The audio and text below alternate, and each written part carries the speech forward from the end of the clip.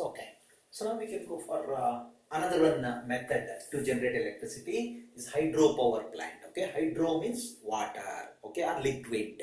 So generating electricity from liquid is called or water is called hydropower plant. It's one of the very important one. Remember, 25% of electricity what we are using in our India is from hydroelectricity, from water. But we are not converting water into electricity. It's not possible. Okay. So how we are generating? Conversion of potential energy into electrical energy. Water stored in a dam. Okay, when water is stored in a dam, it has a potential energy, stored up energy, and this water is made to fall on turbine. Okay, under certain height.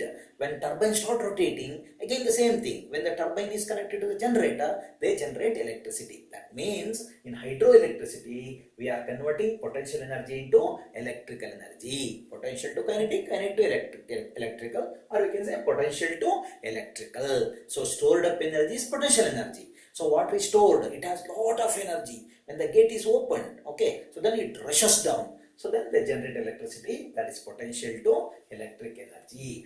There are two ways to generate electricity. One is by using falls, natural falls, joke, it's a natural falls. In some places we are constructing dams, okay. So there are two ways. So naturally using the height of falls, and sometimes we have to create height by using dams. So in two ways we can generate electricity.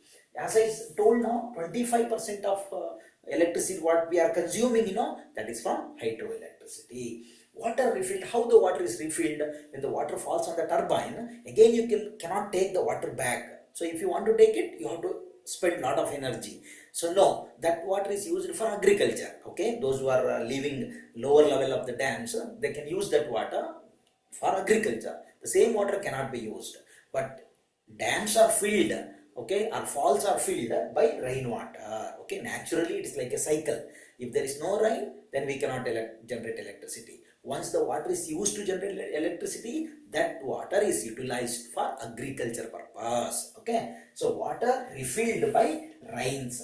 And no fossil fuels. Here is no any fossil fuel. Petrol is not used, coal is not used, only water. Naturally it is falling down and turbine is rotated, they generate electricity. No coal, no petrol, no diesel, no fossil fuels. Okay. Dams cannot be constructed everywhere, only in the hilly terrain. Wherever the hilly terrain, for example, here is one hill and here is one hill. These are the hilly terrain. In between, they can construct the dam. Okay, because supporting hilly terrain is needed to construct the dam. Everywhere, dam cannot be constructed. Okay, if there is a river, we cannot construct because water has lot of pressure, lot of force. So stored up force. Therefore, hilly terrains is required to generate electricity or to construct the dams. So then what are the drawbacks of these? Lot of agriculture area and human habitations are submerged. When the dams are constructed, lot of agriculture area is submerged, ಮುಳುಗೋಗ್ಬಿಡುತ್ತೆ. Human habitation, ಮನೆಗಳು, ದೊಡ್ಡ ಏರಿಯಾಗಳೆಲ್ಲ ಒಳಗಡೆ ಮುಳುಗೋಗ್ಬಿಡುತ್ತೆ. So ecosystem is destroyed. Forest ಇರುತ್ತೆ. So in the forest there are so many type of wild animals. So alwa food chain irutte. So every ecosystem is completely destroyed because the water covers that area. Okay, when the dam is constructed, level of water rises, all houses and residential area, forest, agriculture area, and everything is submerged into the water. So ecosystem is completely destroyed. Therefore people opposes this. Okay, people opposes. But we can generate electricity, but ecosystem will be spoiled. And there is anaerobic conditions releases.